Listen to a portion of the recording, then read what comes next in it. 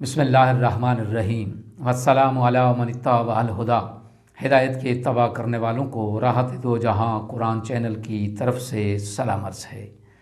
تمام تعریفیں اس پروردگار کے لیے ہیں جس کے لیے اگر معمولی سے معمولی عمل بھی بجا لایا جائے تو وہ اس کی جزا ضرور دیتا ہے۔ لاکھوں درود و سلام ہوں محمد و آل محمد پر۔ سامعین کرام صاحبان ایمان، ہمارے آج کے سبق کا موضوع ہے سورہ آل عمران کی آیت نمبر 96 اور 97۔ تو آئیے پروردگار کے پاک نام سے اپنے سبق کا آغاز کرتے ہیں۔ بسم اللہ الرحمن الرحیم۔ ان اول بیت وضع للناس للذی ببکۃ مبارکا وہدی للعالمین۔ آیت نمبر 97۔ فیہ آیات بینات مقام ابراہیم ومن دخلہ کان آمنا وللہ علی الناس حج البیت من استطاع الیہ سبیلا ومن کفر فإن اللہ غنی عن العالمین۔ آیات کا ترجمہ۔ آیت نمبر 96۔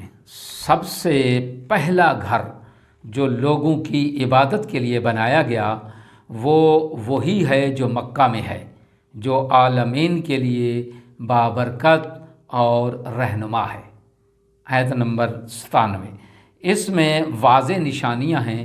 مثال کے طور پر مقام ابراہیم ہے، اور جو اس میں داخل ہوا وہ آمان والا ہو گیا، اور لوگوں پر اللہ کا حق ہے کہ جو اس گھر تک جانے کی استطاعت رکھتا ہو وہ اس گھر کا حج کرے، اور جو کوئی اس سے انکار کرتا ہے تو اس کا اپنا نقصان ہے۔ اللہ تو عالمین سے بے نیاز ہے۔ آیات کی تفسیر۔ ان آیات میں جو بحث اور مباحثے ہوئے ہیں وہ قابل توجہ ہیں۔ ہم ان کو چند ایک جزیات میں آپ کی خدمت میں پیش کریں گے۔ اس کا پہلا جز یہ ہے کہ یہودیوں کا یہ اعتراض تھا کہ رسول اسلام صلی اللہ علیہ وآلہ وسلم نے سابقہ انبیاء کے قبلے یعنی بیت المقدس کو چھوڑ کر اپنے لیے ایک نیا قبلہ بنا لیا ہے۔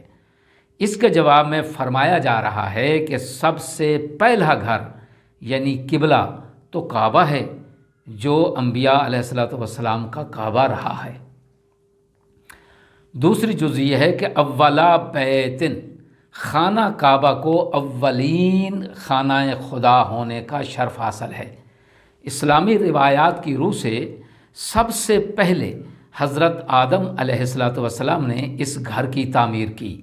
بعض لوگوں کے باقول طوفان نوح علیہ السلام کے باعث انہدام کے بعد حضرت ابراہیم علیہ السلام نے اسے دوبارہ تعمیر فرمایا۔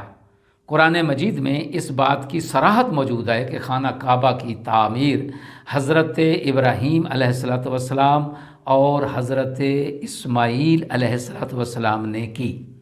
یہودیوں نے نسلی تعصب کی بنیاد پر اسماعیل علیہ السلام سے مربوط تمام آثار کو اپنے تحریفی حربوں کے ذریعے اپنی کتب سے حذف کر دیا۔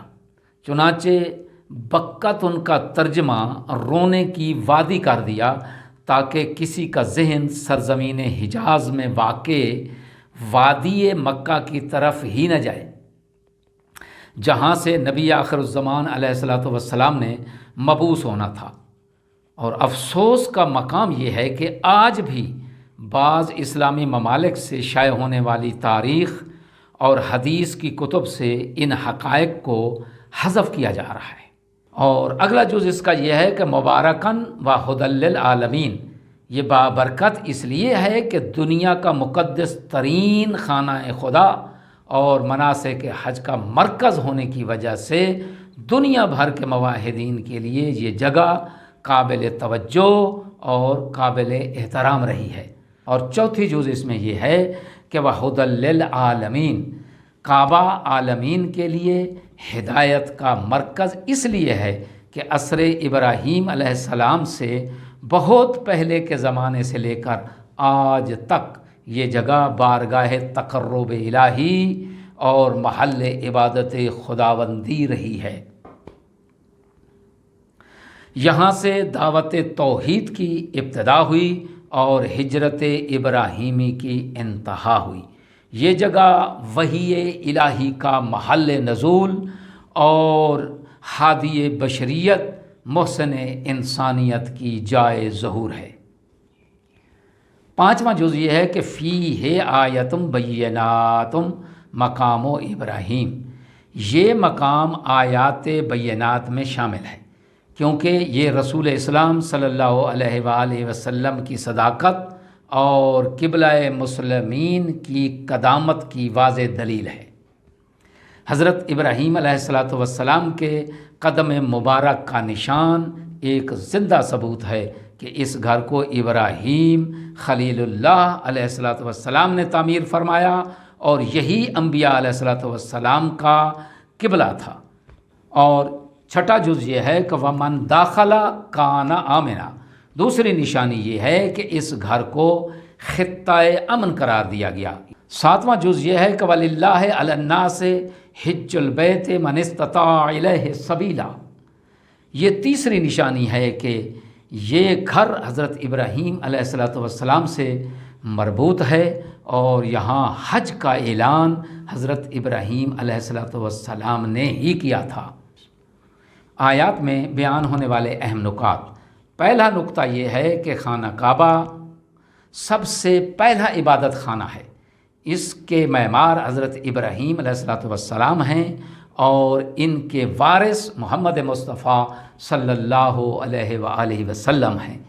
اس بات کے 3 شواہد موجود ہیں۔ پہلا شاہد یہ ہے کہ مقام ابراہیم ایک زندہ ثبوت ہے جس میں آپ علیہ السلام کے یعنی حضرت ابراہیم علیہ السلام کے قدم مبارک کا نشان موجود ہے۔ دوسرا، اس گھر میں داخل ہونے والوں کے لیے حضرت ابراہیم علیہ السلام نے امن کا تقاضا کیا تھا جو آج تک ایک قانون کی صورت میں نافذ العمل ہے۔ اور تیسری بات اس میں یہ ہے کہ حضرت ابراہیم علیہ السلام نے بحکم خدا اس گھر کے حج کا اعلان کیا تھا جس کا سلسلہ آج تک جاری ہے۔ چنانچہ حضرت ابراہیم علیہ السلام کے ساتھ یہودیت کا نہیں بلکہ دین اسلام کا ربط ثابت ہو جاتا ہے۔ دعا ہے کہ خداوند عالم ہمیں کلام پاک کو سوچ سمجھ کر پڑھنے اور اس پر عمل کرنے کی توفیق عظیمہ عنایت فرمائے۔ وآخر دعوانا ان الحمد للہ رب العالمین۔